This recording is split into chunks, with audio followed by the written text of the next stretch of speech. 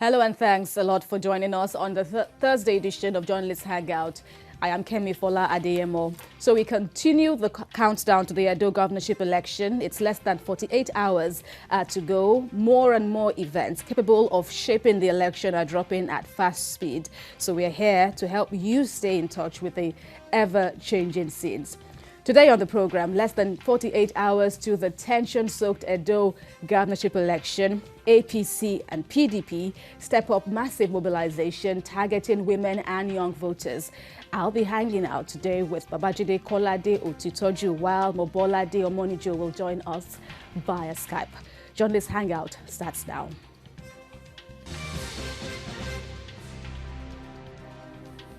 In our brand of democracy, elections have become some sort of war where political gladiators deploy available arsenal within their reach to earn victory.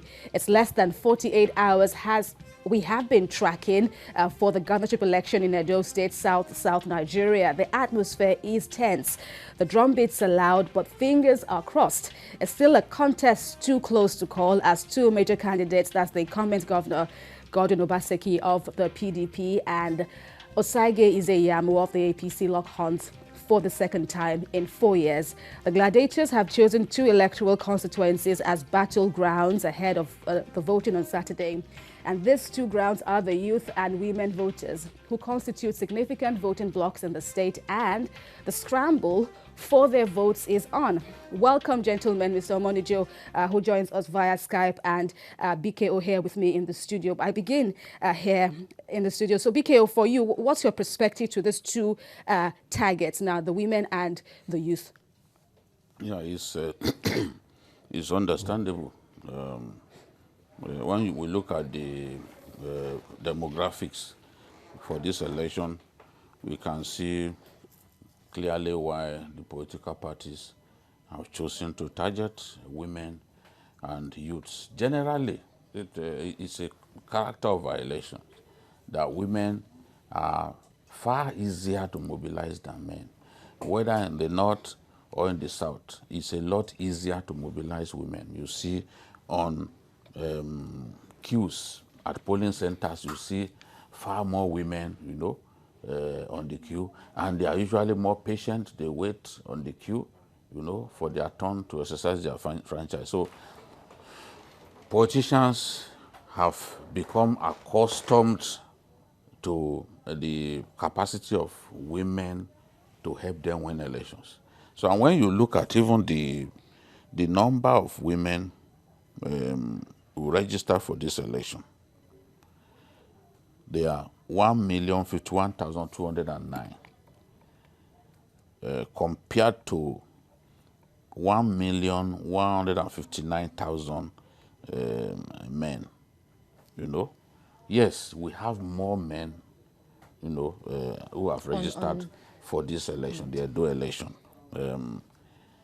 Then those who have collected PVCs are 1,726,738. The total number of registered voters is 2,210,534. But the truth is, yes, there are more men, a little over 100,000 more men registered for the election. But it is who shows up on election day, that will guarantee you or me their votes.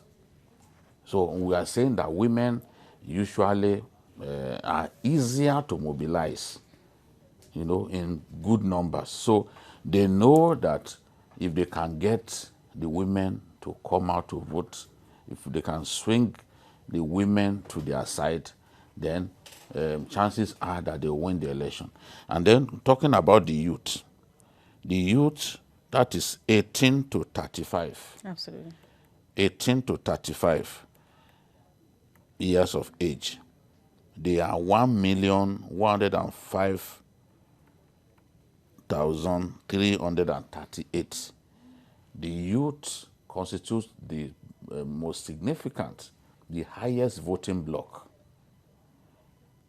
The highest voting bloc in this election. So definitely, when you compare them to the elderly 51 to 70 years of age, they are just 353,000.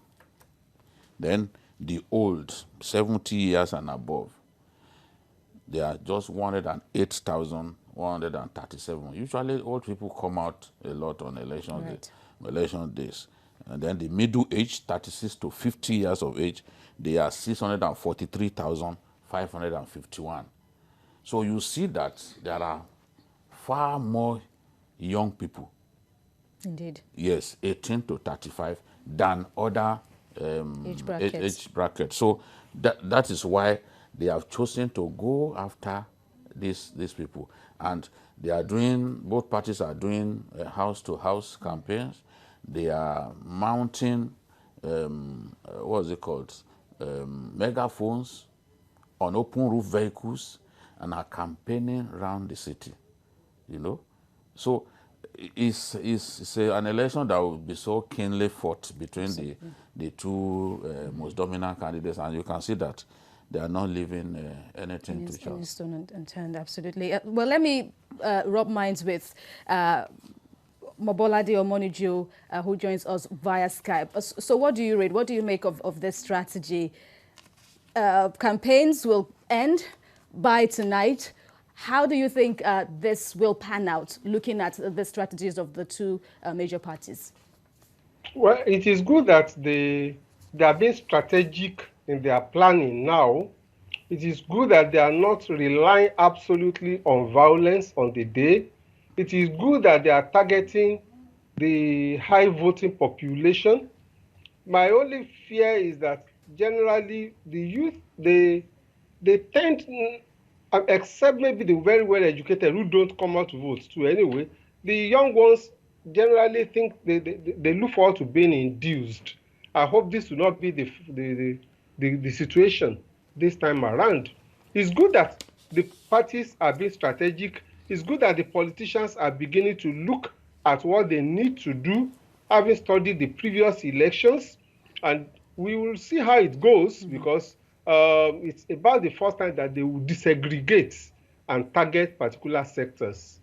Right. So, BK, a takeaway from what Mobolade said over there was that the 18 to 35 years old, the youth now, they look forward to being induced. They know their power. There's a perception that they know their power, and, you know, they put it to the politicians.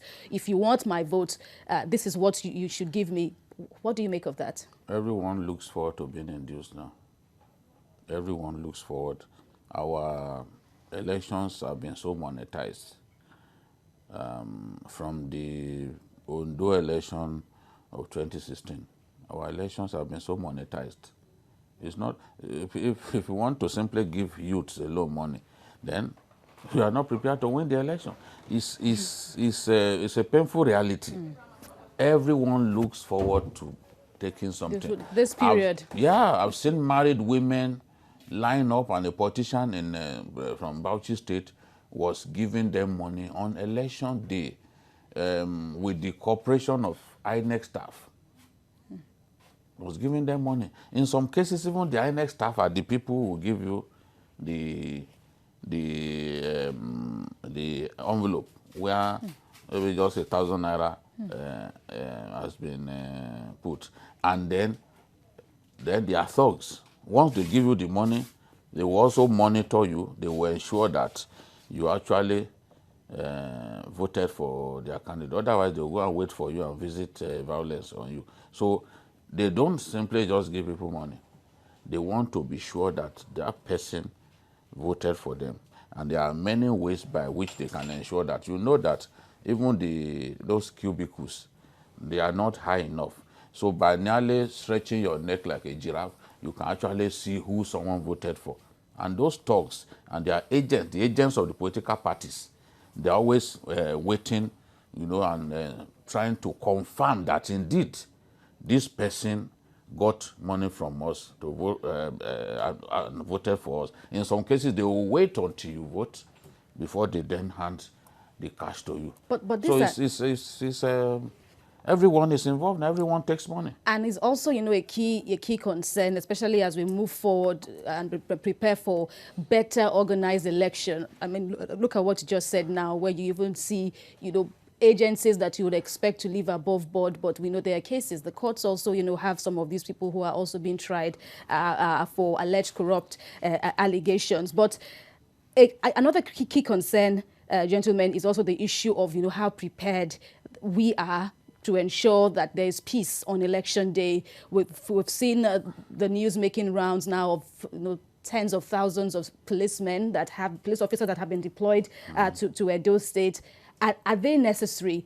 Let's hear from Mr. Omonijo. What do you make of that? Well, it's not new to our experience in recent times. They said they have deployed 31,000 policemen to Edo State, and then you've had FRSC deploying people. I'm sure that by that day also you see military men, you see the prison officials, all sorts, immigration. All of them are deployed for election duties. I don't know exactly why, but unfortunately, it has not reduced the incidences of violence. In Kogi, they were there. They were there. They also had DIG, they had AIG, they had 8 commissioners of police. They had all sorts over there. And yet, the people who perpetrated violence were able to have their way. They scared people away. They shot into the air. There was a woman who was killed. All those things. And you keep wondering that with all these security men, how are they able to penetrate? How are they able to have their way on that day? We hope this will be different. We hope, like the Inspector General of Police has been trying to assure us that the policemen have been tutored and trained to be neutral in this matter. Because actually, without the neutrality of the electoral umpires and the security agents, we cannot get anywhere. The thugs are there. They can only be deterred when they know that they cannot have their way. All right. So, well, perhaps to buttress, the points that you have already made, let's show our viewers this video of a show of force by security agencies. I'm on a war for Benio.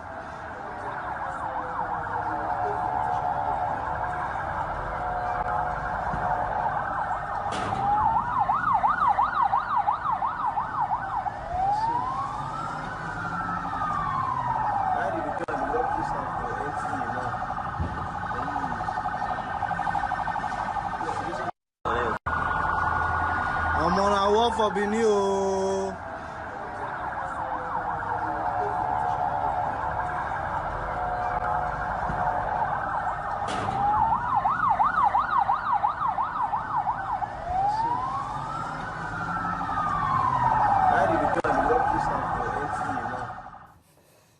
Well, investigations, have confirmed that voice you heard, speaking. That is, a clip that we just saw a clip now of how things are in Benin City, the capital of Edo State. This is ahead of election, and it happened earlier today.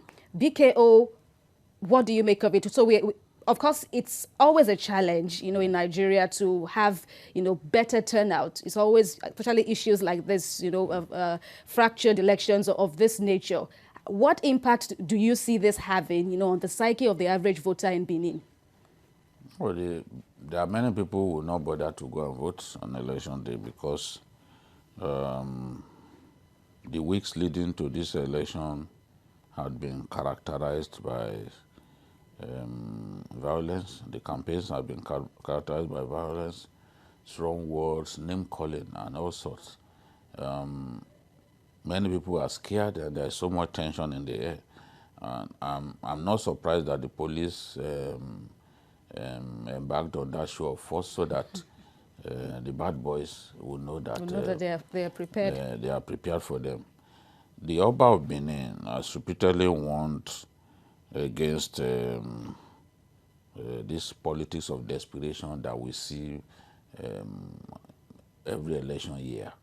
It's hard to call supporters of both of the dominant parties and even the candidates to appeal to them that he wants peace in Benin. A friend of mine described what's happening in Benin now as something that could lead to petals of blood. I do not want to see that. And the Oba of Benin, the respected Oba of Benin, has deployed his skills and training as a diplomat to appeal to the politicians using the best persuasive words, to not turn this election into an election characterized by violence. There's nothing we gain from that. And beyond the diplomatists that the Oba of Benin has deployed, I don't see what else he can do, because he can't hit the streets and be arresting brigands and who steal ballot materials. He can't get onto the street and be arresting electoral offenders. It's the security people that have that job, and they have to do that job. Just as Mobolade said, we had them in Kogi, but they didn't stop the election from being one of the worst in the history of our country in terms of the level of violence. INEC described it as the worst election that is ever conducted. Although the same INEC shamelessly still returned results from polling centers where there were reports of violence and even ballot box snatching. So what are you talking about? You condemn the election, but you condemn the violence that characterized the election, but your own staff allowed results to come out of polling centers that were characterized by massive violence and all that. So we have to tell ourselves that we are ready. We can't go on like this. This is not how to do election. It's barbaric to be snatching ballot boxes. It's barbaric to be rigging election. When are we going to show that we want to behave like the rest of the world? Absolutely. BK, let me put you on hold now. We have George joining us from Lagos here. Hello. Carry on, please. Yes. I don't see any violence in tomorrow's election. Violence can only come up if any of the federal authorities attempt to aid any of the parties involved in the election. I don't see any violence whatsoever. And I want to predict before BKO will do his own, that this time around. Thank you, George. Thank you for your contributions. Okay, we'll get to that. But let me hear from Mr. Omonijo. Well, this still on the issue of, security. Are these security signs we are seeing, are these truly, leading us to a well-prepared, well-secure electoral process on Saturday? But then there are reports that the police officers have started complaining of accommodation problems, and all that. What do you make of that? Well, it's part of the problems we have. Those who deploy the policemen don't usually think of their welfare and their morale. And therefore, you lay them open to enticement from corrupt politicians. We hope this will not be the case this time around. We've always had problems with logistics generally, whether it is the police or it is INECO, there's always problem with logistics. You deploy men, we have forgotten that these same men that were brought from all over will have to sleep somewhere. And even the allowances, a month after, some of them will not have earned their allowances. So these are things that we think they should have taken care of. When you fail to do this, you do not make them happy. You do not make them realize that they are working for their mother country. You do not make them patriotic, and it becomes a problem for them. So we hope it will be different this time around, because these are factors that lay our security men open for inducement. Even observers in some cases. We have seen cases where observers have been induced. We hope that this will be different this time around. Well, BKO, enough said, about these concerns. We just hope that, all of this, we finally get to that point where we can, give ourselves a pat on the back for elections well done. But then back now to the major contenders. What do you make of the tides that you've seen, so far? Some have said, have we had much of issue-based campaigns? Has it been more about the people, or has it been, vendetta against these personalities and otherwise? What do you think make this particular election tick so much? Yes, it's the caliber of persons contesting against one another, back to back. The two dominant parties have brought candidates who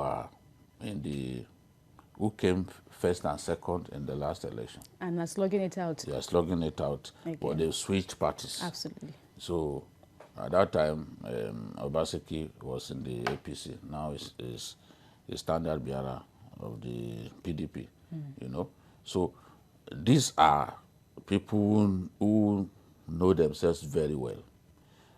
The people you find in the APC, a lot of them, a good majority of them, had at one time or the other been in the PDP. Some of the people now who are also in the PDP had at one time or the other been in the APC. Indeed. Like Baseki, like some. So it's a lot of familiarity. Yes, they know each other very well, and the two candidates are from the same senatorial zone. It's not like when Oshiomhole contested, and he came from Edo North, and he contested against candidates from Another Edo district. South, which is where Pastor Izeyamu And Governor and Baseki come from. So they are from the same senatorial zone, you know. So that's another thing. And then the fact that so many heavyweights, so many heavy hitters among politicians are backing both parties. This is the first time since I've been covering elections in Nigeria that I will see the PDP go all out to try to win a state the way they are doing now. You see a lot of the big shots in the PDP, they've either traveled to Edo State to give support. You see governors, many governors from both sides. It doesn't always happen like that. I remember that when Oshiomhole was re-elected, Jonathan was the president. He showed little or no interest in the Edo election.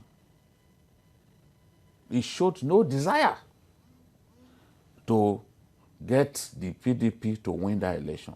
And one of the first things, in fact, the first place that Oshiomhole went to after he won that election was the State House in Abuja to thank him for not using federal might against him. This is what happened. He had to go there to thank him, similar to what the current governor of Anambra State did when he went to Abuja to thank President John Buhari for not using federal might against him.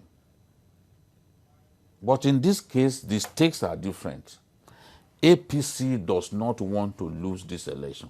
Why? Because at no time since 2000 and since 1999 have we had a situation in which both the APC and the PDP, the two dominant parties, have almost the same number of states.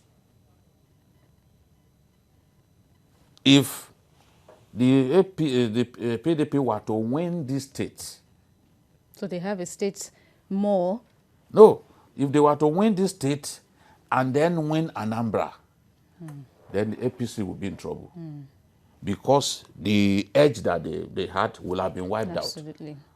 In terms of the number of states that they will control. That edge will have been wiped out. That is one reason that APC does not want to lose this state. Because they are not sure of what will happen in Anambra, because they are not strong in Anambra. They know it. Absolutely. BKO, let me put you on a pause now. Well, you're watching Journalists Hangout, and indeed we're counting down to Saturday's governorship election in Edo State. We have more in a moment. Please stay with us.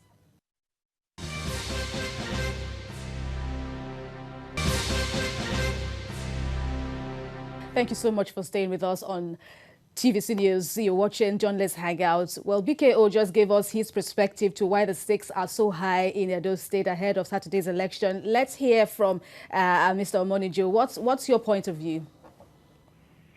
Well, the stakes have always been high in Edo State because the parties have always been very close.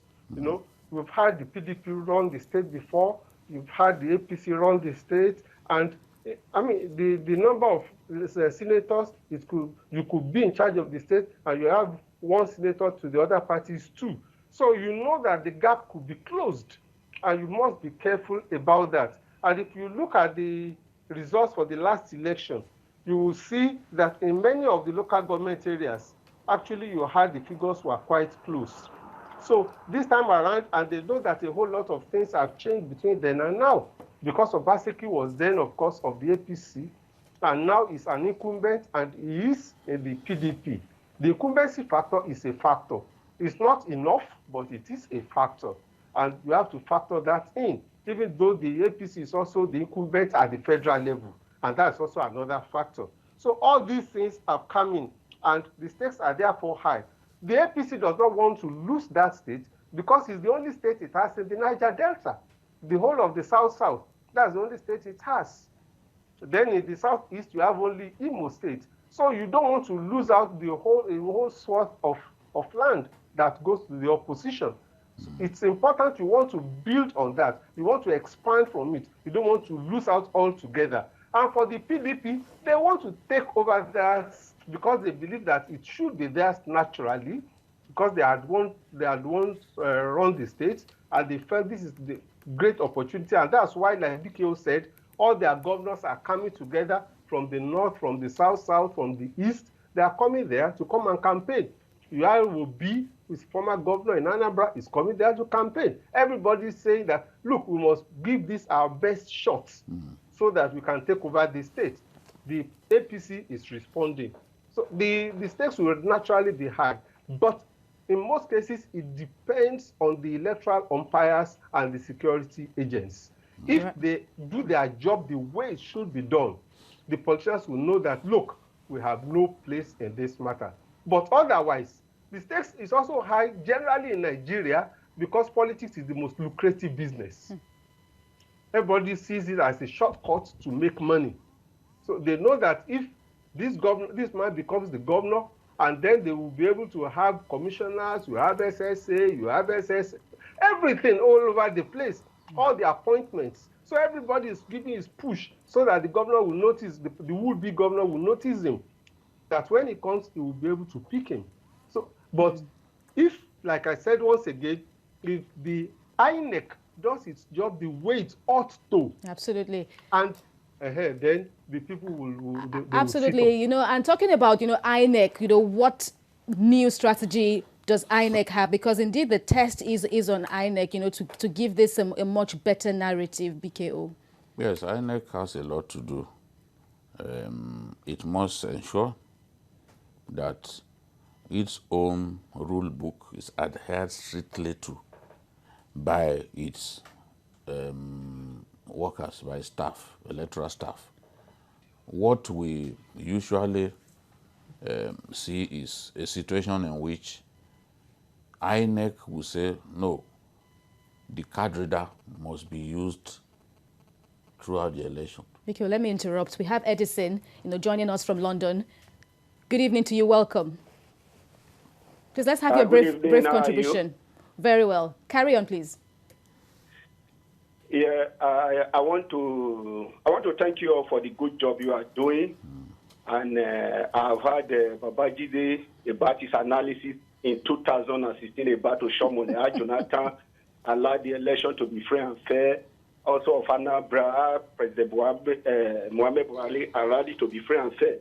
Actually, if the election is going to be free and fair, I think that there will be no violence, because the Edo people respect their traditional ruler. We respect our Oba, our Reverend Oba, and I believe since intervene, the tension has been coming down. And if the security agent can do their work effectively by not being taken side, I believe that the election will be, there will be no violence. Okay. So the two parties are strong in the state. But from our analysis and from what I have heard and from what I have seen, I think... All right. Edison, thank you very much for your contributions. I see it as a way to even get you to speak, but please, every just opportunity to speak, they manage to say that this is their favored party that will win. Absolutely. That's a good strategy. In the beginning, you don't see them talking about it, but later on, they'll manage to say it. Somebody even said, before Jide makes his prediction, let me make my own. BK, you're still on the point of INEC. I won't allow you to be distracted. Yes, so the point I'm making is INEC should be able to say, okay, for this election, we are using the card reader as a means of validating the biometrics of every eligible voter. Yes. The card reader as the electronic means of determining that only those who are the true owners of those PVCs are using them to vote. What politicians do is they go and mop up PVCs. They mop up PVCs and hand those PVCs over to their thugs and supporters. At the end of the day, the PVC does not belong to you, but you use it to vote. But the card reader can put an end to that nonsense. If INEC officials themselves insist that it is the card reader or nothing.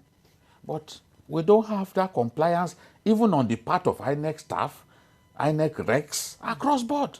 Some of the recs lack the will to even enforce INEC's laws, INEC's regulations. So we see recs turn a blind eye to rigging, whereas some recs will put their foot down and look, I would rather die than allow people to rig. If INEC will not allow people, if they will not bypass the card reader, they definitely will be getting close to an election that we can be proud of. In 2015, we had 54% compliance with the card reader, use of the card reader. And we were just introducing it at that time, it was still new. Indeed. By 2019, we had only 19%. 19% compliance, which means that in most part of the country, we didn't use the card reader at all. Indeed. By 2020, the off-season elections that we held, we had only 16% compliance, which means more and more we are relegating the card reader to the background. And these politicians were behind this because they want to rig. They enjoy rigging. The card reader is the key. Yeah. Indeed. Indeed. Okay, so, well, let's move on now. So much ground to cover. But, coming down now to the issue that, where will the election be won?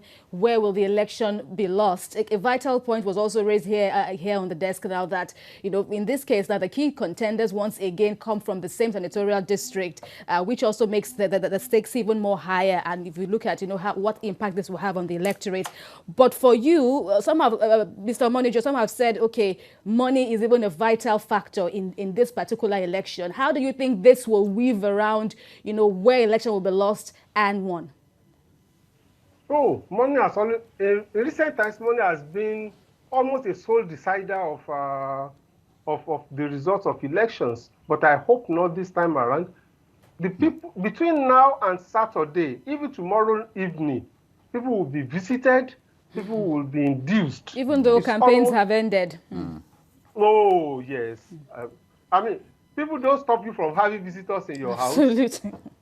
The police cannot stop you from having visitors. So you have that. We are indisciplined generally, and our politicians, they are not leaders in the sense of it. Most of them, they are dealers, wheelers and dealers. We hope that they've learned some lessons. I'm not saying all of them. There are good people among them. I've seen quite a number of them who are good, but quite a number of, because the stakes are so high, they just want to be there at all costs. They are so desperate to do that so that they can have the office, they have the glamour of the office, they have money to themselves, so they are ready to spend whatever they can. I've seen people even for legislative elections who sell houses in order to induce to pay their way into office.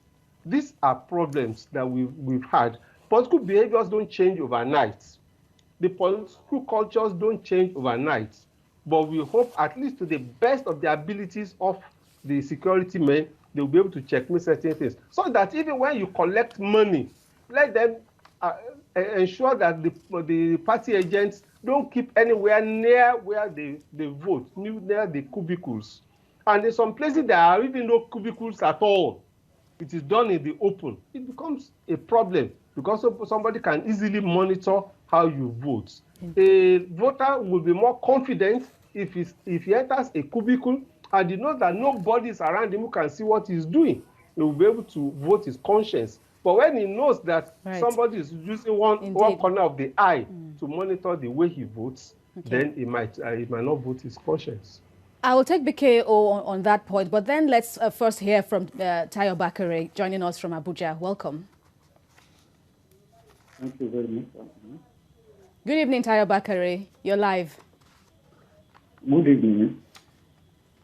I want to thank you for this very good program. Especially Babajide, my in-law from Nicaragua. I want to say something very germane to this election. He said something that's very important. Babajide gave a statistic of what happened in Edo in 2016. In 2015, and make reference to their number too. We strongly believe that if the government will allow the card reader to be used, violence will be reduced in the system, number one. Number two, the issue of ringing will be reduced. Number three, the issue of robbery and this and that will be eliminated completely. There is a situation now where card reader has not been valued in the system. Certainly, people, robbery, this and that will come in. Take note of something very important. All right. All right. Thank you so much, Mr. Bakari, for your contributions. BKO, talking about this money factor and its impact on the victory and losses in this election, you know, why should it be a factor? Well, it's a factor because when people are given money and you monitor them, you use your talks to monitor them, our people are so impoverished that they are prepared to take the money. And they've lost significant faith in politicians that they just tell themselves, well, the politician brings money, let me take it because it's not going to work for me anyway. I'm not going to benefit from him except on election day. Some of them women will be given yards of cotton and money. Men will be given money.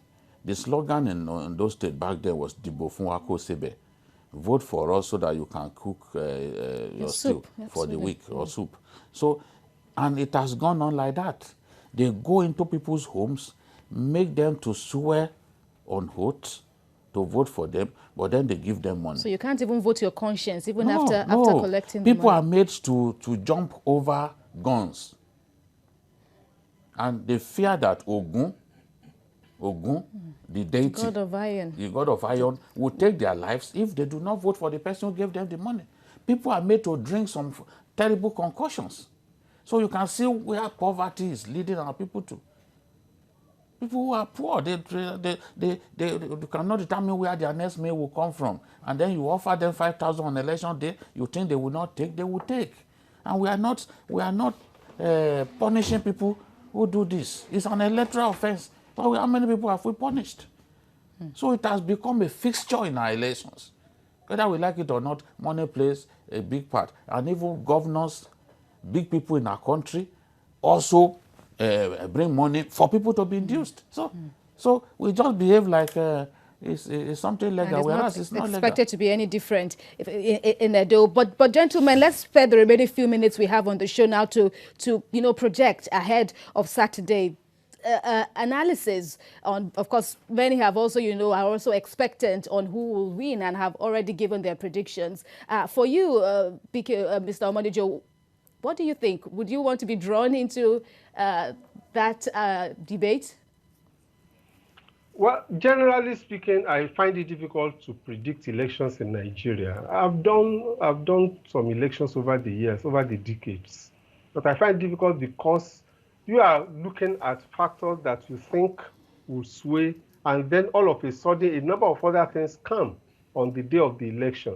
But the way we see it, I think is very close to call. I cannot say exactly who will win.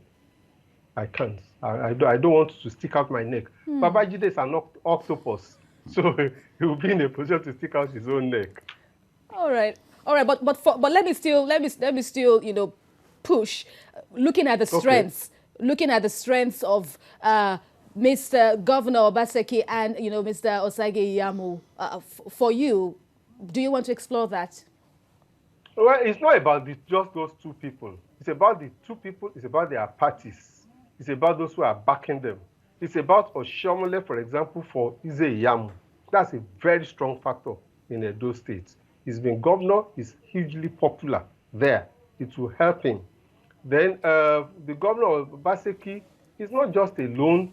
He has the backing of the PDP as a party is a strong party there. And so you have people like Ikimi and Co. who will still come and who will participate in the election. If you look at the figures, I have the figures in the last election. If you look at it, you will see that quite a number of places, even then, even though the total figure they were separated by about 50,000 votes. In a number of the local governments, we were so close that you couldn't be too sure what, and between then and now, I think the PDP has campaigned very, very rigorously. And the governor who has crossed over to their party has further strengthened that political party. Right. I'm not too sure about who will win at this moment. I think it's close to call. All right, but coming back to the studio now, BKO, looking at the zones, the local government, how do you think this will play out in either of these key parties' favor? Okay, let me start by saying in the last presidential election, PDP got 54% to APC's 46%, and PDP got 2 senators out of 3. That's to tell you that PDP did very well, and they've always done well in that state. It's just the governorship elections that they always struggle and struggle, and most of the time they don't win. Now they have an incumbent governor. It's a factor, it's a strength, no doubt about it, but it's not enough. I want to look at the zones and assess who can win those zones. I want to start with Edo North. Edo North is where Oshiomhole, Philip Shaibu, the deputy governor, and the deputy governorship candidate of the PDP, I mean of the APC. Right. That's Gani Daudu. Yes. That's where they come from. Now, Philip Shaibu comes from the same local government as Oshiomhole and Honorable Gani Daudu. Honorable Gani Daudu had been chairman of that local government for years. That place will be too strong for the PDP to do anything significant. This is my projection. Even with Shaibu? Oshiomhole, Shaibu comes from the same local government, from the same zone as these people, but they will be too strong for him.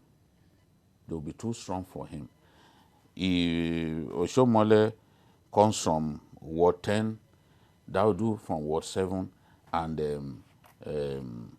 Philip Shaibu from Ward 11. But sorry, let me butt in. What about the power of who holds the grassroots more? Beyond the calculation of numbers, two men against... When you are talking about grassroots in that zone, Gani Daudu is the man. Gani Daudu is the man, and is the deputy governorship candidate of the APC. So that is strength. Okay. Strength, there is no doubt about it that Edo North is on the column of the APC, safely on the column. I do not even project that PDP will win any local government in Edo North. There are 6 local governments there. Then we come to the Edo Central. Okay, Central.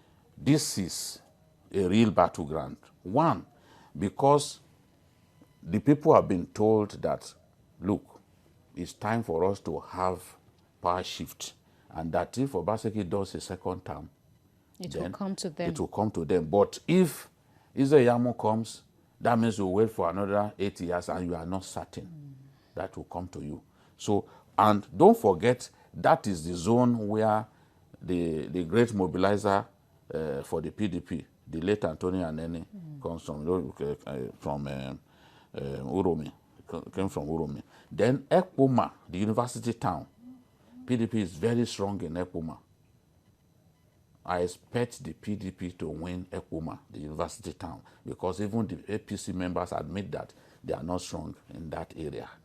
That's an area that they think that they will lose. So then Ubiaja, the Ubiaja local government, PDP is strong there as well. But APC will give them a good run for their money in the Gweben, Esan Central, and they will do their best to get significant votes from Uromi, which is Esan North local government, where Anene used to come from. So it's going to be close in Edo Central. It's going to be close.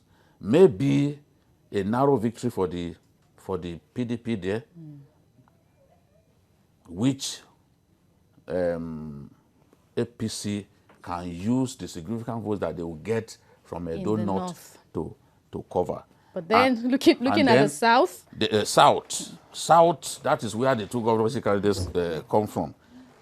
The candidate of the PDP comes from Oredo local government, while Pastor Ize-Iyamu, the candidate of the APC, comes from Orion 1 local government. This is really, really a tough one. The SSG, the current SSG, is from Ikpobaoka, and he has resources, he's strong. We expect the PDP to do well in that area. Then there's also the factor of the Igbinedians. The Igbinedians, remember Lucky Igbinedion used to be chairman of Oredo local government, where Governor Obaseki comes from. It's a very big local government, one of the biggest in Nigeria. Now, who do the Igbinedians support at this time? APC members will say, oh, they are supporting us.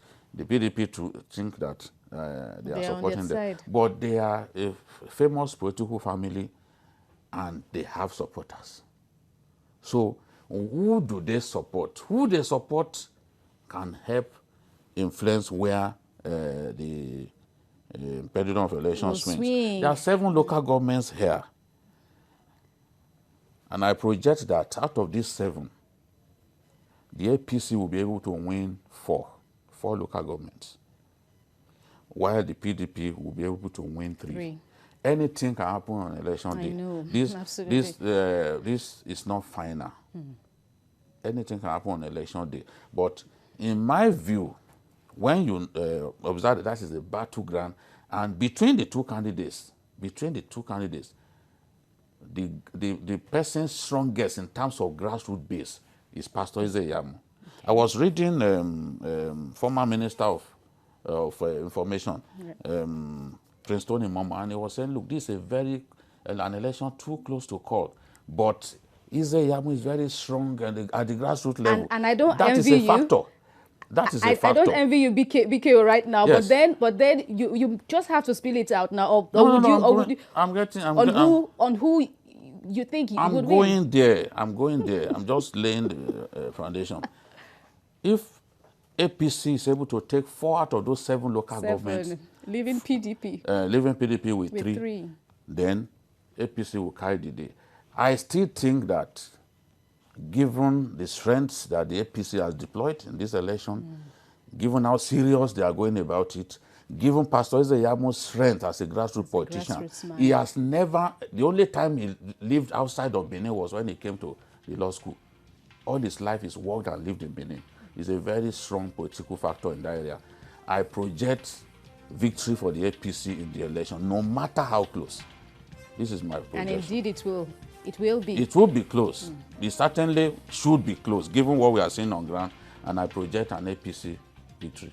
A fabulous place to end today's conversation. Thank you so much, BKO. Thank you so much, Mr. Omonijo, for joining in at this time. That's Journalist Hangout for you today. Join us tomorrow again for another episode of the program, and watch the program on other platforms showing on the screen and on YouTube at youtube.com/TVC News Nigeria. Our feedback channel is Journalist Hangout at tvcnews.tv. I'm Kemi Kolade-Otitoju. Thanks a lot for watching. Bye for now, and God bless Nigeria.